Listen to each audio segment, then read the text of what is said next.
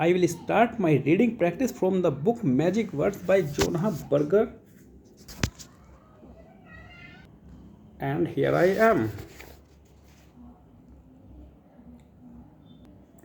When someone says or a lot, it suggests they don't know what they are talking about. They that they are not really an expert. In fact, whether people hesitate can be even more impactful than who that person was in the first place. In one study, students listened to tapes of speakers making opening comments at the beginning of a class. The researcher was interested in how language shaped impression formation on some student listened to a recording where the speaker hesitated a few times. They said or 5 to 7 times throughout the message. For other students, the speaker didn't hesitate at all, otherwise, the content was the same. Beyond what the speaker said, though, the study also manipulated how the speaker was described. Some students were told that the speaker was relatively high status a professor, while others were told the speaker was lower status a student teaching assistant. When presenting ideas, we tend to think that status matters a lot. In a meeting, for example, we think attendees will be more likely to listen if the boss says something rather than a subordinate, or that the same idea will have more impact if a higher status person brings it up. And that's partially right. Status does matter sometimes. When students thought they were listening to a higher status speaker, for example, they thought that person was a stronger, more dynamic presenter. But when the speaker said mattered a lot more, hesitating hurt. Speakers who hesitated were seen as less intelligent, less well informed, and less qualified. Listeners thought they had less expertise and saw them as lower status regardless of what their title actually was. In fact, a lower status speaker who didn't hesitate was perceived most positively than a higher status speaker who did. Style trumped status. So don't hesitate. One or once in a while isn't the end of the world. It can be signal of we are thinking or that we are not done with what we have to say. But hesitating too often undermines our effectiveness. It makes us seem tentative or uncertain, and this lack of confidence hurts people's trust in us and our opinions. Too often, we use hesitations to fill conversational space. We start talking before we know what we want to say. So we have to toss in an or at some point while we figure out what to say next. Indeed, that's why words like or are often called fillers. But waiting before talking can reduce the need for hesitations. It gives us time to figure out what to say and come across as more competent. And posing has other benefits as well. Studies my colleagues and I conducted found that posing lead speakers to be perceived more positively. It not only gave the audience time to process what was said, it encouraged them to respond with short verbal indicators of agreement, example yah, or okay, which lead them to like the speaker more overall. So rather than saying or take a second to pause. People will perceive us more positively and be more likely to follow our suggestions. Overall, then, the research on hedges and hesitations has clear implications. Giving a big presentation, making an important sales pitch, replace words, phrases, or actions that signal uncertainty with language that conveys conviction. When someone says the solution is obvious or the results are unequivocal, it exudes confidence. It suggests that rather than simply sharing an opinion, someone is sharing a truth about the world, and as a result, others are more likely to go along. Turn past into presents. Avoiding hedges and hesitations is one way to speak with confidence, but there is actually an even subtler approach. People share their opinions all the time. They talk about products they love, movies they hated, vacations they enjoyed. Someone might say that a vacuum cleaner works well, a movie was boring to watch, or a beach had the best sunset. When considering such information, we tend to focus on nouns, adjectives, and adverbs. We want to know whether a vacuum cleaner cleans well, a movie was interesting, or a vacation was worth going on. Beyond nouns, adjectives, and adverbs, through there is a feature that often receives little attention: verb tense. Verbs are an indispensable part of communication. Nouns indicate what or who is being discussed, but verbs convey a noun's state or action. People walk, emails are sent, ideas are shared. Verbs help put the subject of an utterance into a particular position or motion. Without verbs, communication would just be meaningless, finger pointing at people, places, and things. One way in which verbs vary is in their tense or the time period they discuss. In English, verbs have a tense that describes when a particular action or event occurred. If someone says he studied for a test, for example, that indicates that the action occurred in the past. The studying happened previously. The same action could also occur in the present. If someone says that she is studying for a test, it suggests that she is doing so now. By shifting the verb tense from past to present, a communicator indicates not only what he or she is talking about studying, but when, past or present. Verb tense communicates whether someone studies, is studying, or will study in the future. Similarly, it conveys whether a project is finished, is being finished, or will be finished at a later date. Indeed, in many situations, tense is determined by the situation. If someone has not started studying yet, he can't say he studied unless he is lying. Similarly, if a project is already done, a person won't usually put will be in front of the word finished. But in other situations, people can choose that verb tense but in other situations, people can choose what verb tense to use. When talking about a job candidate, for example, someone can say that the candidate seems or seemed good.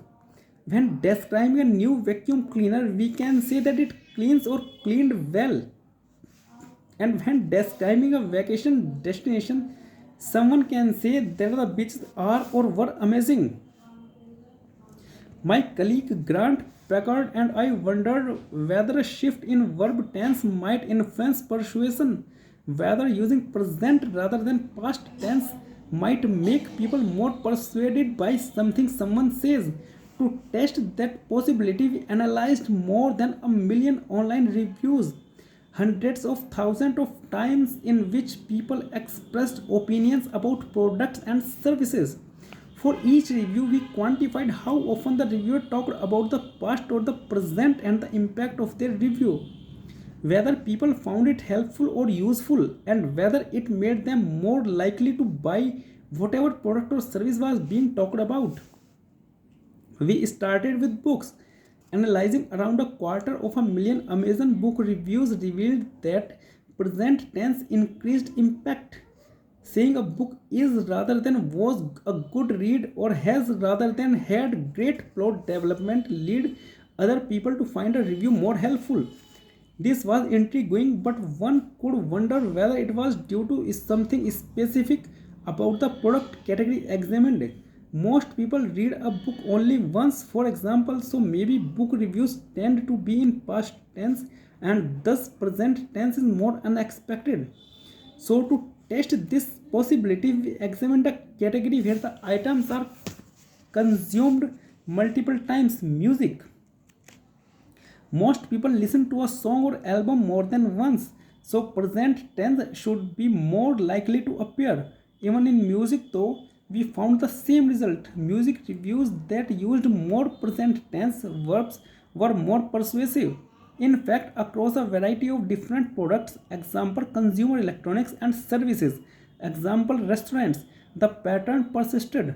Regardless of where we looked, present tense boosted impact.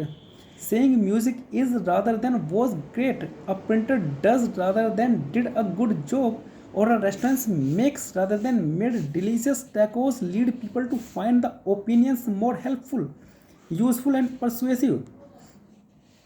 Hearing that a beach does rather than did have great atmosphere, for example, made people think they would like that vacation destination more.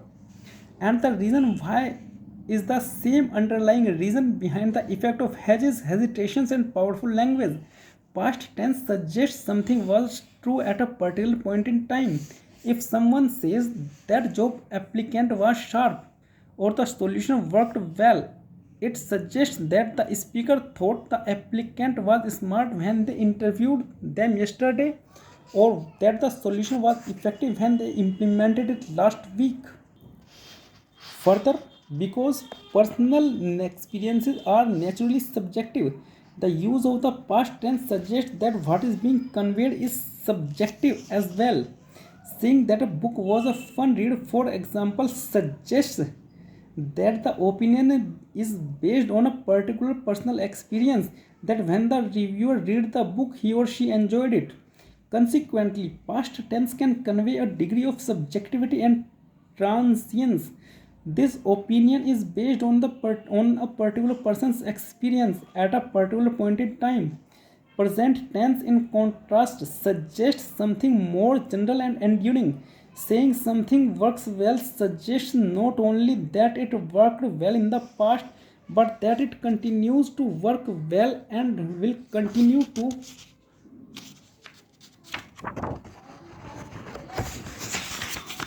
do so in the future. Saying, saying something does the job suggests not only that it did the job in the past, but that it will do it again next time. Rather than a subjective opinion based on a particular person or experience, present tense suggests something more stable. Across people and time, something is and will remain true. It's not just one person's past experience, others will have a similar experience in the future. Consequently, using the present tense increases impact because it changes how audiences see whatever was shared. Rather than a personal opinion based on limited experience, present tense suggests communicators are confident enough to make a general assertion about the state of the world. This is not how just something was, it's how it is and will be. It is not just my belief or judgment, it is an objective universal truth. And if something seems universal, it's probably going to have more impact. If a restaurant's food was good or a hotel had good service, maybe it's worth checking it out. But if the food is good or the hotel has good service, it suggests those things are even better. Consequently, listeners are more persuaded to take a look. Said another way, present tense suggests that speakers don't just have an opinion, they are relatively certain about it. Telling patients a treatment has rather than had a 90% success rate, or lowers rather than lowered cholesterol, should make them more willing to consider it. Saying a diet helps rather than helped people lose weight should make dieters more inclined to try it, and saying that a car is rather than was voted Motor Trend's car of the year should make consumers more interested in buying it. Want to increase your influence? What when presenting the results of a big project, talk about what you find rather than what you found. Talk about how people are doing something rather than how they were doing it. Even saying the food at a restaurant is rather than was excellent will make others more likely to go there.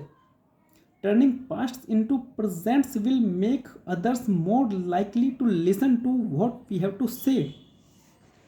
know when to express doubts. So far, we have talked about a number of ways to convey confidence, ditching hedges and hesitations, using definites, and turning pasts into presents. But while speaking with power can make us seem more certain and increase the chance people follow our suggestions, there are some situations where being more circumspect is actually more effective.